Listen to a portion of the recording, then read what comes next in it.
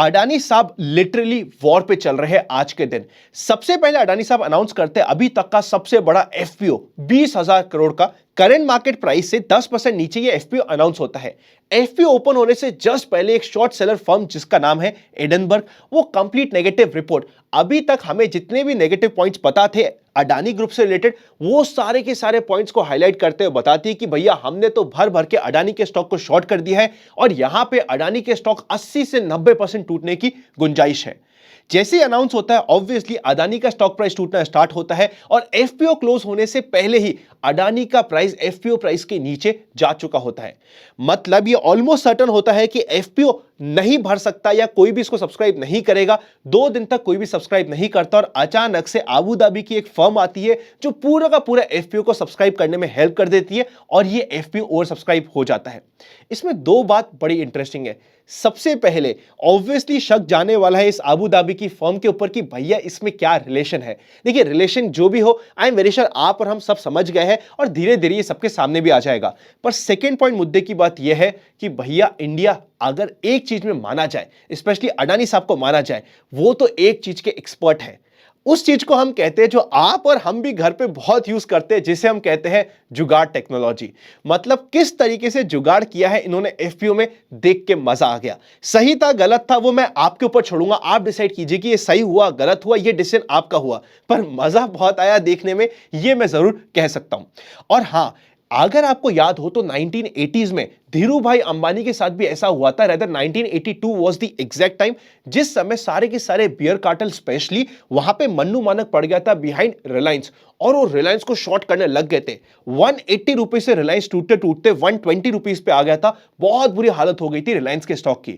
वहां पे धीरू भाई अंबानी भी लेके आए थे फॉरेन से 100 करोड़ के 2.5% के लोन पे।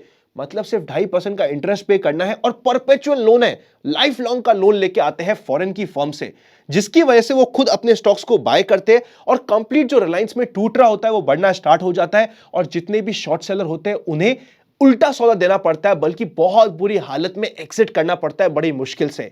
वैसा ही कुछ सिनेरियो, एग्जैक्ट सेम सिनेरियो हम नहीं कह सकते, पर वैसा ही कुछ सिनेरियो अभी कंप्लीट हो गया है अडानी में। अब यहां से सबसे इंपॉर्टेंट होगा अडानी के स्टॉक को वॉच करना, स्पेशली स्टॉक जैसे कि अडानी पावर, अडानी एंटरप्राइज, ऐसे स्टॉक को, अडानी पोर्ट, इन 3 स्टॉक को सबसे ज्यादा क्लोजली वॉच करना इंपॉर्टेंट होगा, क्योंकि अभी तक ये स्टॉक के प्राइस को ना टूटने के बहुत सारे कारण थे। पर अब यहां पे एक्चुअल जेन्युइन चीज क्या होने वाली है उसे स्टडी करने में मजा आएगा। अगले 2 दिन अडानी के स्टॉक के लिए बहुत इंपॉर्टेंट रहने वाले हैं। अभी मुझे पता है कि सबका ध्यान चले जाएगा बजट के ऊपर, पर बिलीव मी अडानी कुछ ना कुछ करके अपना, आपका और हमारा ध्यान वापस से अपने स्टॉक पे ले ही आएगा। इस कंप्लीट डिस्कशन के साथ शुरू करते हैं आज का पहला पार्ट, जिसका नाम है मार्केट टुडे। अडानी की हमने वॉर को तो सुन लिया, आज मैं आपको बजट के रिलेटेड भी बहुत इंटरेस्टिंग डेटा देने वाला हूं, तो एंड तक इस वीडियो को देखना मत भूलिएगा और लाइक कर दीजिएगा। ऐसा डेटा दूंगा कि आज तक के सारे बजट का एक ही वीडियो में 3 मिनट के अंदर अंदर आपको सारी समरी पता चल जाएगी कि मार्केट में क्या हुआ था, और कंप्लीट आपको स्क्रीन पे प्रेजेंट करके देने वाला हूं, तो बहुत मजा आने वाला है। आज के दिन सेंसेक्स और निफ्टी न्यूट्रल रहे, बैंक निफ्टी 0.66% पॉजिटिव रहे। बैंक निफ्टी अच्छा था, ब्रॉडर मार्केट अच्छा था। अगर निफ्टी और सेंसेक्स थोड़ा सा रुक भी जाते तो हमें टेंशन की बात नहीं होती है। मिड कैप इंडेक्स 1.63% पॉजिटिव था, और अगर आपको याद हो हम रेगुलरली बात कर रहे थे कि मिड कैप और स्मॉल कैप में अपॉर्चुनिटी है। 1500 से ऊपर स्टॉक एडवांस हुए, जिसके अगेंस्ट में 466 स्टॉक डिक्लाइन हुए हैं। PSU bank strong bounce back है। मीडिया ऑटो बहुत अच्छा परफॉर्म करे। IT, oil and gas and pharma थोड़ा सा कमजोर रहे। विक्स की अगर बात करें तो 16.87 पे है, कंफर्टेबल है।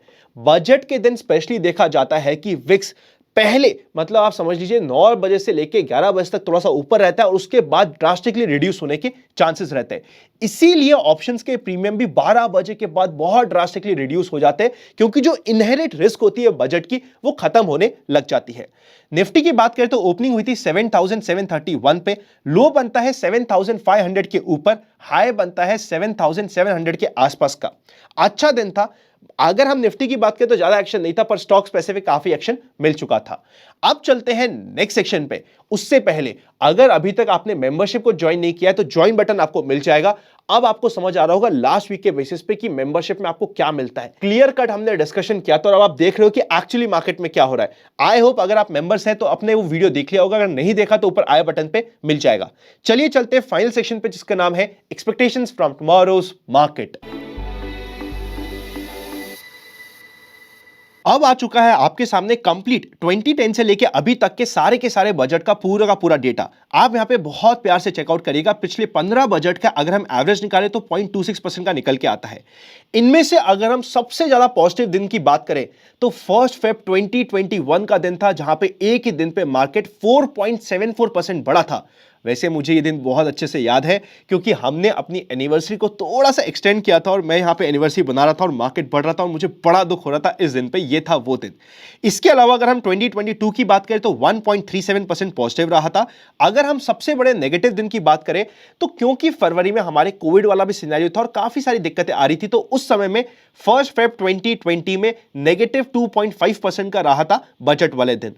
इसके अलावा अगर हम कुछ अच्छे बजट्स को ढूंढने की कोशिश करें तो 2017 का 1.81% पॉजिटिव बजट हमारे सामने आता है। नेगेटिव बड़ा आता है हमारे सामने 2013 का बजट नेगेटिव 1.79% का। अगर हम पूरे दिन की वॉलिटिलिटी की बात करें, लो और हाई की रेंज की, तो एवरेज निकल के आता है 2.65% का। मतलब बजट के दिन पे वॉलिटिलिटी मिलेगी, यह ऑलमोस्ट सर्टेन है। 2 से 3% का मोमेंटम मिलना पास्ट हमें बता देता है बहुत ही अच्छी तरीके से। अगर हम बजट से जस्ट पहले वाले वीक की बात करें तो एवरेज में नेगेटिव आधे % के रिटर्न रहते हैं। इसका मेन कारण यह रहता है कि बजट से पहले सबको टेंशन रहता है कि भैया बजट कैसा आएगा, इस बार कहीं कुछ नहीं आया, कहीं टैक्सेशन आ गया वापस से, स्पेशली इक्विटी में कुछ बढ़ गया तो बड़ी दिक्कत आ जाएगी। इन सारे एंटीसिपेशन के चक्कर में बजट के जस्ट पहले वाला वीक थोड़ा सा खराब रहता है और बजट आने के बाद, सेटल डाउन होने के बाद नेक्स्ट वीक अच्छा रहता है। हम डेटा में चेकआउट कर सकते हैं, एवरेज में 1.36% पॉजिटिव रहता है। इसमें इंटरेस्टिंग डेटा यह है कि 2021 में बजट वाले दिन 4.74% पॉजिटिव था और बजट वाले वीक में, मतलब नेक्स्ट वीक में 5.8% का पॉजिटिव था। मतलब 2 ही वीक में 10-15 दिन में 10% के ऊपर के रिटर्न्स मार्केट दे चुका था। इतनी बड़ी भी अपॉर्चुनिटी कई बार हमें मिल जाती है। इसी के साथ साथ बजट के दिन पे एक और स्पेसिफिकली देखी गई है चीज। अगर हम बात करें 12 बजे तक, देखिए मैं सिर्फ 2021 की बात नहीं कर रहा, 2021 में तो सीधा मार्केट स्ट्रेट गया था ऊपर की साइड। 2022 में भी ऊपर गया था, थोड़ा सा वोलेटाइल हुआ था, फिर ऊपर चले गया था। यूजुअली अगर हम बजट की बात करें तो 12 बजे तक मार्केट एक डायरेक्शन में रहता है और अगर मार्केट को डायरेक्शन चेंज करना होता है ईदर साइड में तो 12 से 12:30 का वो परफेक्ट समय होता है। और 12 से 12:30 बजे के बाद का जो डायरेक्शन रहता है, काफी बार वो सस्टेन हो जाता है डायरेक्शन, और उसी डायरेक्शन में सपोज करते हैं मार्केट ओपन अच्छा हुआ, ओपन अच्छा चल रहा था, और अगर 12-12:30 बजे पे मार्केट रिवर्सल लेने की कोशिश करता है, थोड़ा सा भी रिवर्स होता है और रिवर्स सस्टेन हो जाता है, तो टुवर्ड्स क्लोजिंग वो जो डायरेक्शन होता है रिवर्सल का, उसकी साइड रहता है। चाहे पॉजिटिव साइड का मूव हो चाहे नेगेटिव साइड का मूव हो, ये ध्यान रखना है। अगर हम ऑप्शन बाइंग की बात कर रहे हैं तो कल फर्स्ट हाफ में, मतलब 9 से 12 बजे के बीच में तो ऑप्शन बाइंग बनती ही नहीं है, क्योंकि जैसे ही 12 बजेंगे इंप्लाइड वॉलिटिलिटी, जो ऑप्शन के प्रीमियम को डिसाइड करने का एक इंपॉर्टेंट फैक्टर होता है, वो बहुत ज्यादा ड्रास्टिकली रिड्यूस होता है और ऑप्शन बायर्स को बहुत मेजर लॉस हो सकता है। अगर हम नेकेड ऑप्शन सेलिंग करते तो ध्यान रखिएगा, अगर आपके अगेंस्ट में मूव हो जाता है, 9 से 12 बजे में आपने हेवी पोजीशन ले ली तो डेंजर हो सकता है। इसलिए कल पहले हाफ में 9 से 12 थोड़ा सा संभल के काम करना जरूरी होता है। 12 बजे के बाद में अगर आपको डायरेक्शन मिल रहा है तो एक अच्छी ट्रेड मिल सकती है। देखिए निफ्टी में एक अच्छी ट्रेड अभी भी वही सेम सिनेरियो में मिलेगी जो हमने कल डिस्कस किया था। 17,700 के ऊपर 15 मिनट की एक या दो कैंडल सस्टेन करे तो यहां पे हमें एक बहुत प्यारी ट्रेड पॉजिटिव साइड की मिल सकती है। नेगेटिव साइड की ट्रेड की बात करें तो कभी भी मार्केट इवन अगर 17,540 के लेवल को क्रॉस करता है, 550 540 के लेवल को क्रॉस करके अंडरकट करता है, तब ट्रेड मिलेगी। बेस्ट सिनेरियो ये होता है कि फर्स्ट हाफ में मार्केट इसी रेंज में बना रहे और सेकेंड हाफ में 12-12:30 बजे के बाद अगर किसी रेंज को तोड़ता है तो हमें बड़े मजे आ सकते हैं। फर्स्ट हाफ में थोड़ा सा कामली काम करना और बजट को सुन लेना। देखिए होता क्या है, जब हम बजट को सुनेंगे ना, बहुत सारी चीजें हमें सीखने को मिलेगी। हर दिन हमें ट्रेड करने की जरूरत नहीं होती, 3 घंटे हम शांति से बैठ के बजट को सुन भी सकते हैं, बड़ा मजा हमें आ सकता है।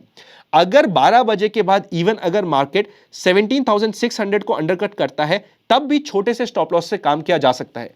कल के दिन इंट्राडे बेसिस पे किसी भी साइड में स्टॉप लॉस 30 से 40 पॉइंट्स स्पेशली निफ्टी में और 70 से 100 पॉइंट्स मैक्सिमम बैंक निफ्टी में, इससे ज्यादा का स्टॉप लॉस नहीं होगा, क्योंकि कई बार बड़े मूव आते हैं तो हमें ट्रैप हो सकता है। बैंक निफ्टी में सेम लेवल्स की बात करें तो ये कंपैरेटिवली स्ट्रेंथ शो कर रहा है और बहुत क्लोज है अपने इंपॉर्टेंट लेवल्स को सस्टेन करने के लिए। एक बार अगर मार्केट ये 40,800 के ऊपर सस्टेन करता है सेकंड हाफ के बाद, तो एक अच्छी ट्रेड इमीडिएटली मिल सकती है एटलीस्ट 41,500 तक। बड़ा मूव की मैं बात कर रहा हूं, 700-800 पॉइंट का हो गया।